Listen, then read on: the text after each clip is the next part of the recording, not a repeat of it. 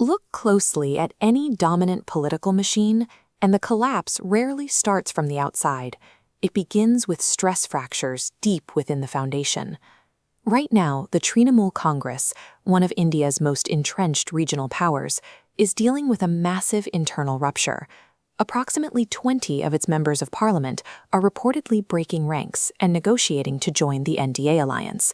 We see individual politicians switch sides all the time, but a defection bloc of this size is a systemic failure. It is enough to physically alter the balance of power on the floor of the Lok Sabha. This 3D diagram shows the current parliamentary seating arrangement. Watch as 20 TMC lawmakers detach from the opposition benches and migrate across the aisle, reinforcing the ruling coalition. Simultaneously, 23 opposition parties are gathering in New Delhi to project national unity. The coalition is trying to present a united front against the NDA, while one of its primary anchor parties is actively bleeding parliamentary seats to that very same alliance. To understand why a regional powerhouse is unraveling at such a critical moment, we need to look past the top-line numbers. This defection is the output of three distinct, overlapping structural failures within the party. We can map this crisis across three levels: a mathematical vulnerability in parliament, a bitter internal succession battle, and the sudden collapse of their logistical network on the ground. Tracing these three failure points reveals exactly how established political machines break down when directives from the top collide with the reality of the streets. The immediate crisis is playing out in the capital. The rebel TMC lawmakers are currently in quiet negotiations with NDA leadership, with Suvendu Adhikari reportedly facilitating the bridge between the defectors and the BJP. The TMC loyalists are not staying quiet. They are framing this exodus as a deliberate external sabotage operation designed to dismantle their ranks. During a recent press conference, senior leader Sogata Roy directly accused the opposition of orchestrating the split, explicitly labeling the maneuver as another Operation Lotus. That defensive stance is matched by bitter internal condemnation. Leaders like Abhishek Banerjee have publicly lashed out at the defecting faction, exposing the severe, open hostility now running through the party's ranks. But the political rhetoric eventually hits a legal wall. In the Lok Sabha, switching sides is governed by the 10th schedule of the Constitution, better known as the anti-defection law. Under the 10th schedule, an MP cannot simply switch parties without losing their seat. To split legally, the rebel faction needs a 2/3 majority. When we drop these 20 rebelling MPs in a new equation, they fall significantly short of that mark. By acting without the required numbers, these 20 lawmakers are taking an enormous professional risk. Under a strict interpretation of the law, they face immediate disqualification from Parliament. Historically, however, these legal proceedings rarely move quickly. Ruling parties frequently utilize the Speaker's office to delay the disqualification hearings for months, or even years, during a political crisis. A prolonged delay serves the NDA's strategic interests perfectly. It keeps the rebelling MPs pilling with the government, while leaving the TMC in a state of extended parliamentary paralysis, unable to replace them. Which raises the critical question: why would 20 sitting MPs risk their parliamentary careers on a mathematical gamble? The answer lies in the intense internal push factors driving them away from their own high command. The rift in Parliament is actually the end result of a much deeper problem.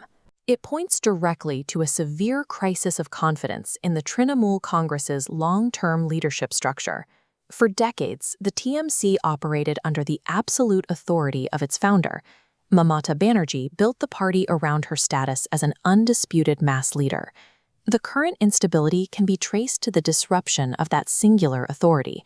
The party is attempting to execute a dynastic succession plan, and the transition is failing. This transition centers on the rapid elevation of Mamata's nephew, Abhishek Banerjee, who is aggressively reshaping the party's operational framework from the top down. His rise has triggered a fierce ideological and strategic clash. On one side is the newly empowered faction loyal to Abhishek. On the other is the old guard, the veteran politicians who originally built the party's grassroots base. Mapping the TMC's organizational structure reveals a glaring flaw. Below Mamata Banerjee, the chain of command splits into two competing branches. This creates administrative paralysis. Local lawmakers receive conflicting directives, completely unsure of whose orders to follow. For the veteran lawmakers, this new, centralized leadership style is a direct threat. They view Abhishek's elevation as an attempt to strip away their regional autonomy and dismantle their personal political fiefdoms. This nephew factor is the primary catalyst emptying the TMC's benches. Alienated by the new hierarchy, senior leaders are actively seeking refuge in the NDA to preserve their own political survival. But the damage isn't confined to air-conditioned offices in Kolkata or New Delhi.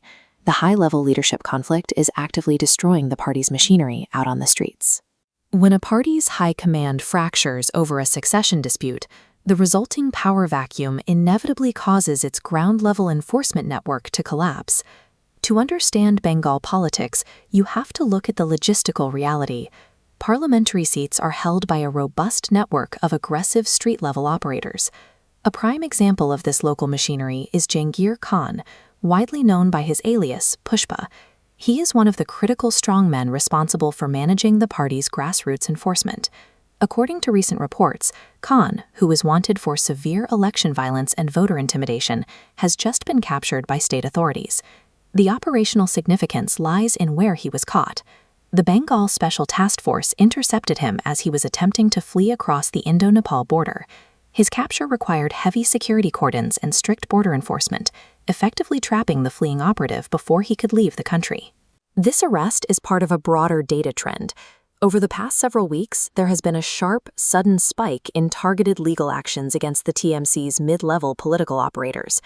The capture of a prominent strongman like Khan reveals a severe vulnerability in the TMC ecosystem. The political umbrella that once shielded these local enforcers from law enforcement has effectively been removed. Removing these key figures creates an immediate logistical void. Without their network of local operators, the party loses its ability to mobilize voters, manage booths, or maintain control over local territories. This street-level collapse circles directly back to the rebelling MPs in New Delhi. Stripped of their local enforcers, these lawmakers feel highly vulnerable and are far more likely to defect to save their own electoral prospects. The simultaneous loss of parliamentary numbers and street-level logistics creates a fatal feedback loop. The party is disintegrating from the top down and the bottom up at the same time. If we zoom out from West Bengal and return to New Delhi, we can see how this local crisis impacts the national strategy of the 23-party India alliance. The Trinamool Congress was designed to be one of the heaviest, most stable pillars of this anti-NDA coalition. This map of the coalition's influence shows the danger. The internal decay of the TMC sends immediate shockwaves through the national alliance, severely compromising its mathematical viability. The Bloc is already dealing with heavy internal friction. Regional powers like the AAP and the DMK have consistently resisted the Congress Party's attempts to claim absolute leadership of the coalition. A fragmented, severely weakened TMC changes the coalition's math. It reduces the regional bloc's collective bargaining power, leaving them with less leverage when negotiating seat sharing or leadership terms with Congress. Ultimately, this crisis proves a harsh political reality. National ambitions simply cannot survive if a party's local organizational structure and leadership succession plans fail. It leaves us with a critical question to consider. Is the implosion of the TMC the final proof that dynastic succession models are incompatible with the survival of modern regional parties? The trajectory of the national opposition is being decided by internal party fractures and border arrests in Bengal, far away from the conference rooms of New Delhi.